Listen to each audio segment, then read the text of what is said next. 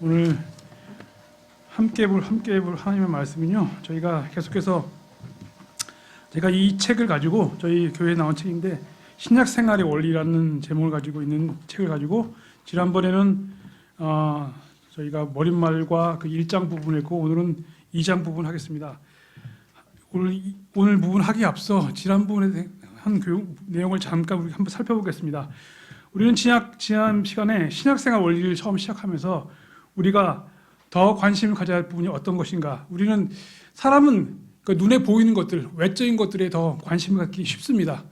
외적의 교회가 크고 또 어떤 건물이 크고 우리 모습이 어떻게 꾸미는가. 이것도 중요한 부분이죠. 근데 더 중요한 부분이 우리 안에는 내적인 생명에 관한 부분이 더 중요하다고 지난 부분에 살펴보았습니다. 그래서 제가 교재에 있는 내용을 잠깐 한번 읽어드리면요. 본 교재는 신약 아래에서의 이 새로운 삶을 분명하고 실질적으로 만들려는 시도입니다. 우리는 그 삶이 확실히 새롭고 이전에는 전혀 가능하지 않았던 것임을 분명하게 보게 됩니다. 아마도 오늘날은 그리스도인들의 90%가 내주하시는 그리스도를 인정하지 않고 깨닫지도 못하고 있을 것입니다. 이러한 때 우리가 이 진리들의 중요성을 아무리 강조해도 지나치지 않을 것입니다. 그렇다고 우리가 그리스도인의 행실에 있어서의 삶의 외적인 면을 경시한다는 비난을 받는 이들도 없을 것입니다. 진짜 신약의 내적 생활이 이루어지면 참된 외적 생활로 확실하게 표현될 것이기 때문입니다.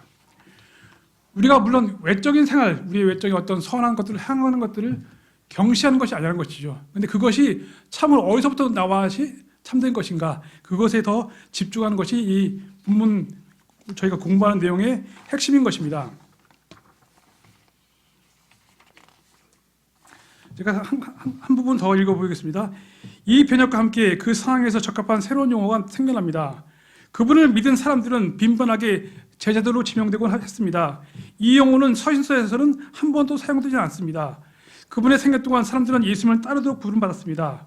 지금은 사람들이 그분을 따를 수 없습니다. 오히려 신자들은 더 친밀하고 만족스러운 것으로 부름을 받고 있는데 그것은 바로 아내의 관계입니다. 이전에 그분께서는 내게로 오라고 말씀하셨지만 지금은 내 안에 거하라고 말씀하십니다. 그리고 그 작은 단어인 아내는 신약 성경 언어에서 가장 중요하고 가장 지배적인 단어가 됩니다. 그 단어는 요한복음 14장 15장에서 예수님에 의해서 30번 사용되었고 에베소서에서 바울에 의해서 91번이나 사용되었습니다.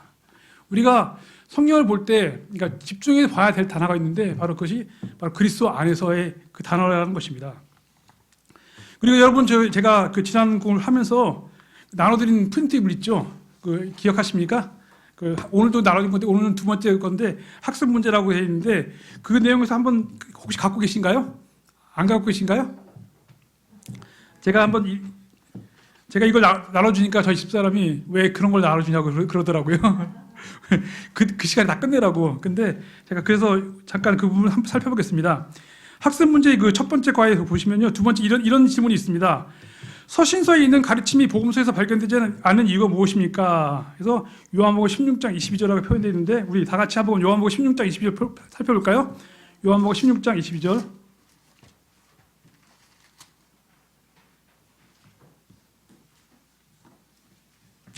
요한복음 16장 22절 우리 다 같이 한번 같이 읽어볼까요? 16장 22절입니다. 요한복음 16장 22절입니다. 다 사시셨죠? 한번 같이 읽겠습니다. 시작. 그러므로 지금은 너에게 근심이 있으나 내가 다시 너희를 보리니 너희 마음이 기뻐할 것이요 아무도 너희에게 너희 기쁨을 빼앗지 못하리라. 좀 전에도 제가 읽어드린 것처럼 복음서에서 보면 예수님의 제자들의 표현이 나오고 예수님 직접적으로 따라했죠. 근데 서신서에 보면 그 제자들의 표현이 오히려 없습니다. 그 이유는 무엇입니까? 제자들은 눈에 보이는 예수님을 따랐습니다. 그러나 우리는 눈에 보이는 예수님은 아니지만 우리 안에 계신 그 예수님을 따르는 것이죠. 그 새로운 핵심 단어가 태어났다는 것입니다. 그리고 7번에 보면 이와 같이 있습니다. 요한복음 10장 9절과 고린도후서 5장 20절에 사용된 아내라는 말에 대해 논의해 보십시오. 요한복음 10장 9절 말씀 제가 읽어보겠습니다. 내가 곧 문이니 누구든지 나를 통하여 안으로 들어가면 구원을 받고 또 들어가며 나오며 꼴을 얻으리라. 그리고 고린도후서 5장 21절 말씀 보시면요. 하나님께서 죄를 알지 못하는 그분을 우리를 위하여 죄로 삼으신 것은 우리가 그분 안에서 하나님의 의가 되게 하려 함이라. 그분 안에서라고 이야기하고 있습니다. 우리가 그분을 통해 들어가면 그분 안에서 더 풍성한 것을 누린다는 것이죠. 예수님께서 우리를 구원하신 것은 우리가 구원을 받고 거기서 머무르는 것이 아니라 그분을 통하여 더 풍성한 것들을 얻기를 원하신다는 것입니다.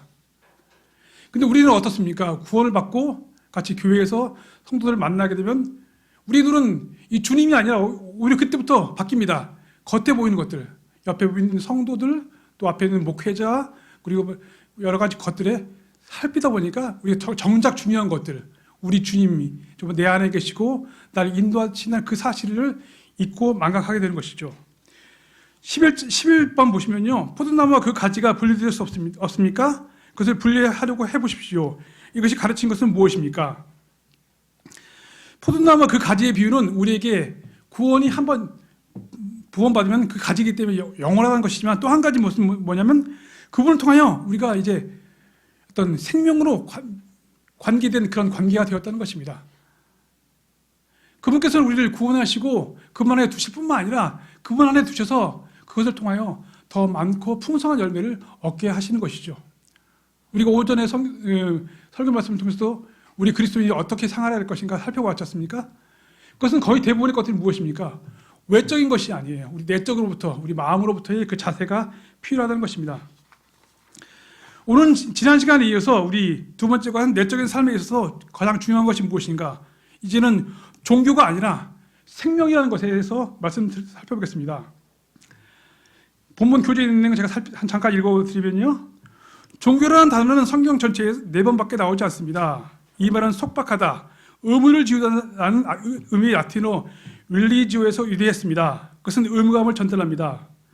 그것의 영역은 외적인 것입니다. 종교 예식, 종교 예배, 종교 행위. 성경에선 종교는 주로 유대교와 동의어입니다. 유대교는 그리스도 당시에 하나의 종교로 퇴보했습니다.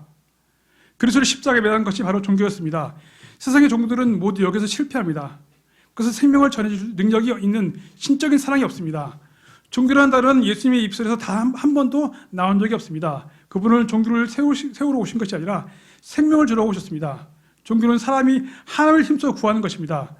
예수님께서는 사람을 하나님께로 데려가지 않으시고 하나님을 사람에게 모셔오셨습니다. 사람들은 종교라는 말을 씁니다. 성경에 물론 종교라는 말이 표현하지만 우리가 하는 것은 종교가 아닌 것이죠.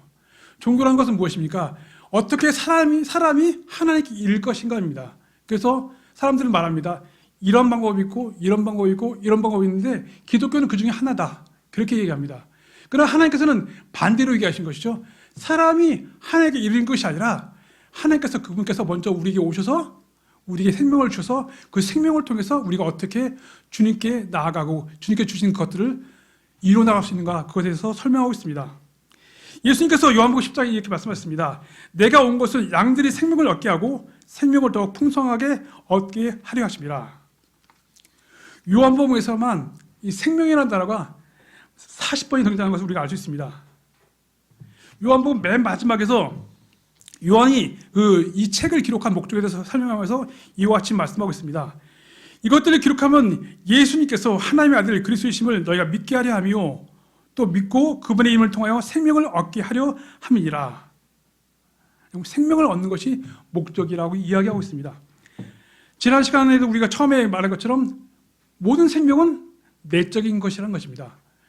외적인 것은 그 내적인 생명에 표현하는 것이죠. 그래서 우리가 더 관심 갖고 주의를 기울여야 하는 것은 우리의 내적인 생명, 우리와 주님과의 관계라는 것이죠. 겉에 보이는 것이 아니라 더 중요한 것이라는 것이죠. 저도 아이들을 좀 많이 키우면서 느끼는 것이 그랬어요. 처음에는 아이들에게 필요한 것들을 먹기 위해서 일하고 뭐 먹을 것과 입을 것과 이거 주는 것이 힘들었죠. 우리가 처음 아이들을 키우면 어땠습니까? 아이들이 낮밤이 바뀌기 때문에 밤에 잠도 못 자고 막 힘들잖아요. 근데 더 크게 어려운 것은 무엇입니까? 그 아이들이 이제 다 자랐을 때 이제 무엇입니까? 그 안에 있는 내적인 것들을 살펴야 되지 않습니까? 아이들이 인생의 목적과 의미에 대해서 그리고 무엇을 해야 할 것인가, 자신의 삶의 목적이 무엇인가, 그것을 채워주는 것이 더 중요하지 않습니까? 그것은 더 힘든 것이에요. 겉에 오히려 그들을 수발하고 먹일 것과 입을 것을 주는 것은 더 쉬운 것입니다.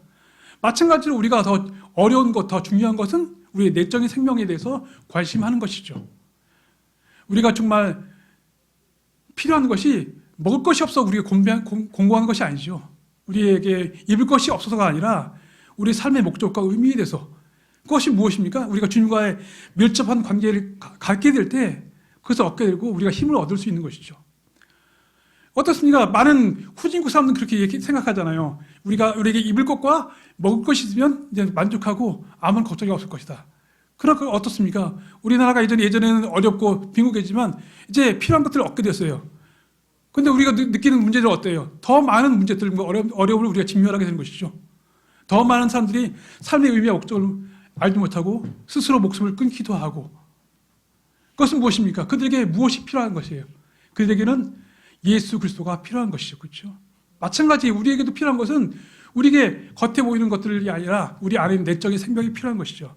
그런 의미에서 우리가 하나님의 말씀을 접근하는 것이죠. 많은 사람들이 하나님의 말씀을 대할 때 처음에는 어떻습니까?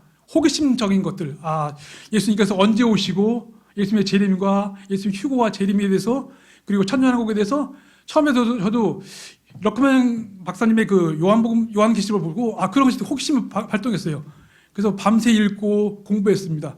그러나 우리가 나중에 알게 된 것은 그것보다 더 중요한 것이 그것이 아니라는 것이죠. 먼 미래에 있을 그 일이 아니라 나와 지금 주님과의 관계가 더 중요하다는 것을 알게 된 것이죠. 예수님께서 이렇게 말씀하셨습니다. 내가 그들에게 영원한 생명을 주노니 그들이 결코 멸망하지 않을 것이요 또 아무도 내 손에서 그들을 빼앗지 못하리라. 그래서 우리가 아는 것은 무엇입니까? 여러분, 생명이라는 단어가 나올 때 항상 아는 것은 무엇입니까? 생명은 무엇을 통해서 우리가 얻게 되는 것이죠? 생명은 교육을 통해서 얻게 되는 것이 아닙니다. 생명은 연습을 통해서 얻게 되는 것이 아닙니다. 생명은 출생이죠. 생명은 생명에서 오는 것이죠. 그래서 우리는 생명을 얘기할 때 바로 생명을 주신 분, 바로 그 하나님께 우리가 의존을 해야 된다는 것을 우리에게 가르쳐 주는 것이죠. 그래서 요한복음 3장 3절에서 7절에서 예수님께서 이와 같이 말씀했습니다. 예수님께서 그에게 응답하여 이르시되 진실로 진실로 내가 네게 이르니 사람이 다시 태어나지 않으면 하나님의 왕국을 볼 수 없느니라. 내가 네게 이르기를 너희가 반드시 다시 태어나야 하리라 한 것을 놀라지 말라.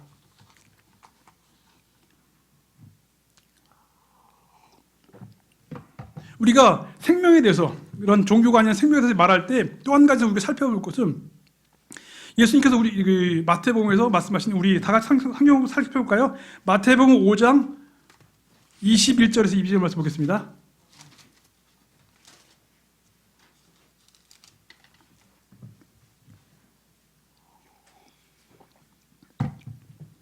다 같이 한번 말씀을 읽어보겠습니다. 마태복음 5장 21절 22절입니다. 시작. 옛 사람들이 말한 바 너는 살인하지 말라. 누구든지 살인하는 자는 심판의 위험에 처하게 되리라 한 것을 너희가 들었으나 나는 너희에게 이르노니 누구든지 까닭없이 자기 형제에게 화를 내는 자는 심판의 위험에 처하게 되고 누구든지 자기 형제에게 라가라고 말하는 자는 공의의 위험에 처하게 되거니와 누구든지 너 어리석은 자야 하고 말하는 자는 지옥불의 위험에 처하게 되리라. 우리가 산상수훈에 대해서 말할 때 이 산상수훈을 어떤 천년왕국과 관련돼서 어떤 헌법적인 측면에서 말할 수 있지만, 또 한 가지 측면은 뭐냐면 산상수훈을 통해서 구약의 율법보다 더 뛰어난 어떤 율법을, 그 법을 제시하는 걸 통해서 그것은 결코 우리의 행위로 이룰 수 없다는 것을 우리에게 보여주시는 것이죠. 많은 사람들이 이 산상수훈을 예수님께서 제시했을 때 이것을 해보고자 노력을 합니다. 그러나 주님께서는 이것을 통해서 우리의 율법을 주신 목적도 그와 동일한 것처럼 이것을 통해서 우리가 그것을 행함으로 도달할 수 있는 것이 아니라 이것은 우리의 능력으로 되지 않는 것, 능력 밖의 것이라는 것을 우리에게 보여준 또 한 가지 측면이라는 것입니다. 본문에 있는 구절 잠깐 한번 읽어드리겠습니다. 예수님께서는 자신의 새로운 요구로 그 귀신을 제쳐주십니다. 즉 마음속에 그러한 행동을 일으키는 것이 전혀 없어야만 합니다. 예수님께서는 당신에게 이웃들과 당신을 사랑한 사람들만 사랑하라고 요청하십니다. 아닙니다. 절대 아닙니다. 당신의 원수까지도 사랑하라. 이것은 매우 높은 핵심 기준을 요구하시며 우리 안에 그분의 높은 이상을 충족시킬 수 있는 새로운 마음을 창조하려고 오셨습니다. 우리가 산상수훈이라는 이 성경 구절을 보고 우리가 아는 것은 무엇입니까? 이것도 우리가 지킴으로 이루어낼 수 없다는 것을 우리에게 보여주신다는 것입니다. 오전에도 설교 말씀을 통해서 우리가 구약의 율법을 한 가지 말씀을 요약할 수 있다고 했죠. 바로 하나님을 사랑하고 그 이웃을 사랑하는 것입니다. 우리가 볼 때 그 십계명의 10가지 율법은 외적인 것처럼 보입니다. 그러나 그것은 외적인 것을 이룸을 통해서 이루어지는 것이 아니라 내적인 주님과의 바른 관계와 주님을 통한 다른 이웃을 사랑하는 그 사랑을 통해서 이루어진 것처럼 그런 것들은 정말 우리의 노력으로 될 수 없다는 것입니다. 그래서 예수님께서는 마태복음 복음서에서 여러 차례 걸쳐 위선자에 대해서 말하고 있습니다. 우리 성경 구절 다 같이 한번 볼까요? 마태복음 23장 25절 26절입니다. 마태복음 23장 25절 26절입니다. 한번 읽어볼까요? 같이 읽어보겠습니다. 시작. 서기관들아 바리새인들 위선자들아 너에게 화가 있을지어다. 너희가 잔과 대접의 겉은 깨끗하게 하되 그 속은 강탈과 과도함으로 가득하게 하는도다. 너 눈먼 바리새인들아 먼저 잔과 대접의 속에 있는 것을 깨끗하게 하라. 그리하면 그것들의 겉도 깨끗하게 되리라. 예수님께서는 서기관들과 바리새인들을 위선자라고 말했습니다. 여러분, 위선자라는 것은 무엇입니까? 위선자에 대해서 말할 때 이렇게 말하는데 마치 배우들과 같다고 얘기합니다. 우리가 드라마나 영화 같은 데 보면 배우들 보지 않습니까? 배우들은 어때요? 자기가 그런 사람이 아닌데 그런 사람처럼 어떤 행동을 통해서 우리에게 보여주지 않습니까? 바로 위선자라 그런 것인 거예요. 자기 안에 깨끗하지도 않고 정결한 마음이 없는데 깨끗한 척, 정결한 척 한다는 것이에요. 그래서 예수님께서는 그들의 겉을 주목한 것이 아니라 그들의 안을 보시고, 왜냐하면 사람은 사람의 안을 볼 수 없어요. 그러나 하나님이신 주님은 우리의 마음을 꿰뚫어 보시기 때문에 마음속에 있는 것을 보시고 우리에게 말씀하시는 것이에요. 여기 나와 있는 것처럼 잔과 대접에 속에 있는 것들을 먼저 깨끗하게 하라. 그것이 깨끗하게 될 때 겉에 깨끗한 것이 의미가 있다고 말씀하시는 것이죠. 우리 안에 있는 온갖 시기와 다툼, 돈에 대한 욕심을 가득 둔 채로 우리 겉에 그것을 없는 것처럼 포장한다면 그것이 위선자인 것이죠. 종교와 생명의 차이는 바로 그런 것이라는 것이에요. 우리가 아무것도 그런 마음이 없는 채로 그런 척하는 것, 그것이 위선이라는 것이죠. 사무엘상 16장 7절 이와 같이 말씀하겠습니다. 주께서 사무엘에게 이르시되 그의 용모나 키의 크기를 보지 말라. 내가 이미 그를 버렸노라. 주는 사람이 보는 것과 것처럼 보지 아니하나니 사람은 겉모습을 보나 주는 마음을 보느니라. 우리 주님께서 무엇을 보시는가? 우리는 그것에 더 관심을 기울여야 된다는 것입니다. 벌써 주께서는 속부분에 있는 진실함을 원하시니 나로 하여금 은밀한 부분에 있는 지혜를 알게 하시리이다. 종교와 생명의 차이는 바로 그건 것이죠. 종교는 겉의 부분을 치중하지만 생명은 그 안의 부분에 치중한다는 것이죠. 위선자는 겉모습을 그럴싸하게 하지만 우리는 어떻게 되는 거예요? 우리가 그렇지 못하다는 것을 주님 앞에 시인할 때 그것이 좀 더 합당한 길로 나아가시는 것이죠. 사람들이 가장 하지 못하는 것이 무엇입니까? 어떤 것이에요? 내가 잘못했다, 내가 죄인이다 이렇게 말하는 것을 싫어합니다. 저도 지금 택배를 하면서 저희 아들하고 같이 일을 하거든요. 제 아들이 저랑 성격이 좀 비슷해요. 그걸 통해 제가 알게 되는 것이에요. 제가 어떤 잘못을 할 때 아들이 한마디 딱 하는 거예요. 아빠 왜 그렇게 하시냐고? 어? 왜 이렇게 화를 자주 내시냐고. 그 말 할 때 어때요? 기분이 정말 나빠요. 그렇죠? 왜? 나랑 비슷하고 나이 많고 그런 사람이 얘기하는 것이 아니라 내 아들이 얘기하니까. 그렇죠? 내가 어렸을 때부터 키우고 했는데 그 아들이 얘기하는 거예요. 아버지 왜 그러세요? 이렇게 할 때 그렇게 그렇게 크게 얘기하는 것이 아니라 마음속부터 참 기분이 나. 그래서 보게 되더라고요. 정말 그렇겠구나. 내가 다른 사람에게 이 아들처럼 말했을 때도 계속 그분들 기분 나빴겠구나.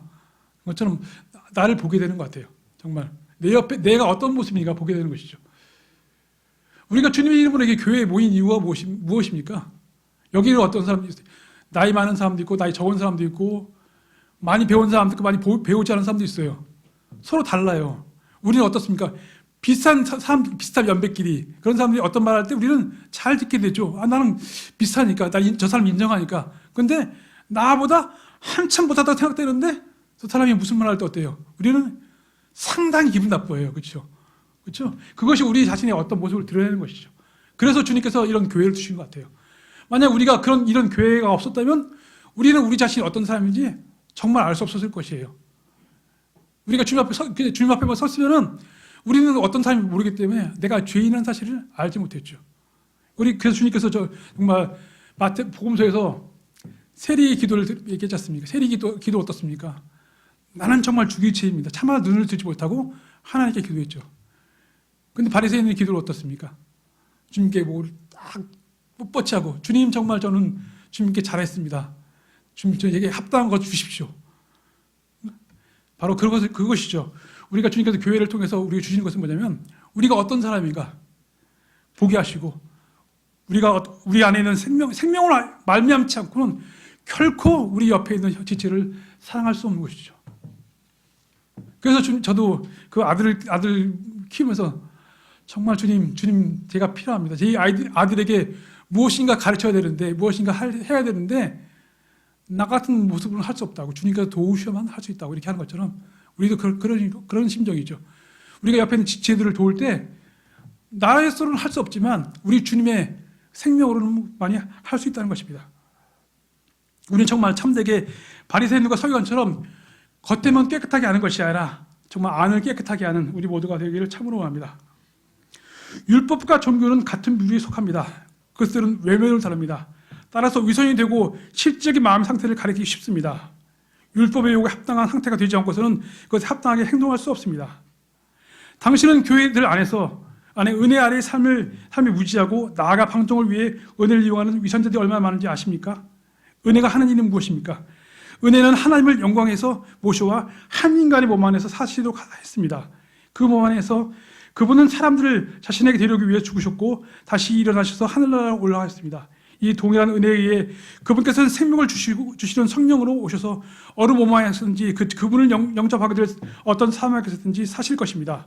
이 엄청난 은혜인 것입니까? 바로 은혜가 필요한 것이고, 정말 주님께서 원하시는 것은 뭐냐면 우리와 같은 그러한 부족한 것들을 통해서 그분의 영광을 드러내기 원하신다는 것입니다. 만약 우리가 정말 아주 뛰어난 사람이었다면 그분께서 우리를 쓰신다는 것은 그분께 영광이 되지 않습니다. 그러나 우리가 하잘 것 없고 보잘 것 없는 것이라는 것을 통해서 그분의 영광을 드러나기 때문에 그것이 은혜가 된다는 것입니다. 그러나 당신이 그리스도로서 정말 은혜 안에 살고 있다면 선한 삶을 살려고 노력할 필요가 없습니다. 정직의 문제를 예로 들어봅시다. 당신은 정직하게 하려고 노력할 필요가 없습니다. 오히려 당신 안에 사시는 그리스도께 의존해야 합니다. 그분은 100% 정직하십니다. 그분의 정직을 당신을 통해 보여주시겠다는 그분의 제안은 정직의 완벽한 보증입니다. 당신은 순결해지려고 노력할 필요가 없습니다. 당신은 그분의 완벽한 순결에 의존할 때 순결해질 수 있습니다. 우리 다 같이 빌립보서 1장 10절 말씀 한번 볼까요? 빌립보서 1장 10절입니다.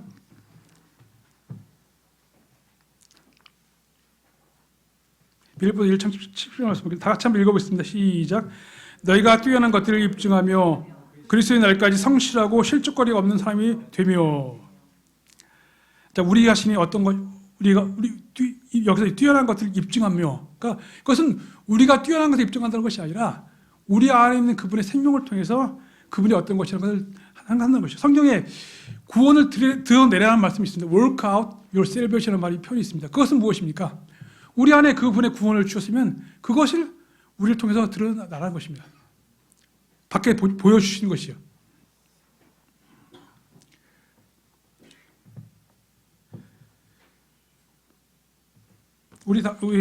제가 여러분께 나눠드리는 프린트를 갖고 계시죠? 한번 잠깐 볼까요? 오늘 이 부분 한번 살펴보고 마칩니다. 여러분들을 한번 보겠습니다. 학습고제 1번입니다. 첫 번째 보시면요. 세상의 종교들의 기원은 무엇입니까? 그것들은 사람들을 하나님께 데려옵니까? 여러분들 종교의 기원은 무엇이에요? 우리가 어떤 의무감을 지우고 어떤 속박을 지우는 것입니다. 그러나 하나님께서는 우리가 그런 의무감을 통해서 하는 것이 아니라 하나님께서 우리 안에 그분의 생명을 주셔서 하나님을 우리 안에 데려오셔서 그분을 통해서 그분의 것들을 드러낸다는 것이죠.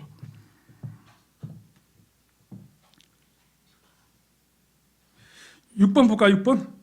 6번 한번 읽어볼까요? 시작. 마음의 상태로서의 10가지 명령에 대한 예수의 요약을 논의해 보십시오. 우리 성경구치 한번 볼까요? 마태복음 22장 36절 40절 볼까요?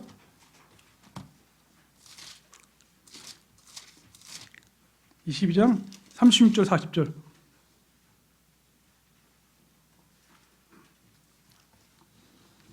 한번 볼까요? 보겠습니다. 같이 한번 읽어보겠습니다. 시작. 그러나 그분께서, 잠깐만, 36절이었죠? 제가 죄송합니다. 36절부터 하겠습니다. 시작. 선생님이여, 율법에서 큰 명령은 무엇이니까 하며 예수님께서 그들에게 이르시되 너는 내 마음을 다하고 혼을 다하여 생각을 다하여 주 내 하나님을 사랑하라. 이것이 첫째가는 큰 명령이요 둘째가는 명령은 그것과 같은 것이라. 너는 내 이웃을 내 신과 같이 사랑하라 이니라. 모든 율법과 대언자들의 글이 이 두 명령에 매달려 있느니라 하시니라. 자, 바로 이 말씀처럼 주님께서는 이 10계명의 어떤 외적인 계명도 주셨지만 그 계명을 통해서 그것을 통해서 이루어내라는 것이 아니라 우리 안에 있는 그 생명을 통해서 이루어낼 수 있다는 것을 가르쳐 주신 것입니다. 8번 볼까요? 8번. 오늘날 위선자들이 있습니까? 어디서 그들을 찾을 수 있습니까? 그들 중 하나가 되는 것을 피할 수 있습니까? 어떻게 그들 중 하나가 되는 것을 피할 수 있겠습니까? 우리 관련 구절 한번 읽어볼까요? 요한일서 5장 7절 8절 보겠습니다. 7절부터 9절 말씀 보겠습니다.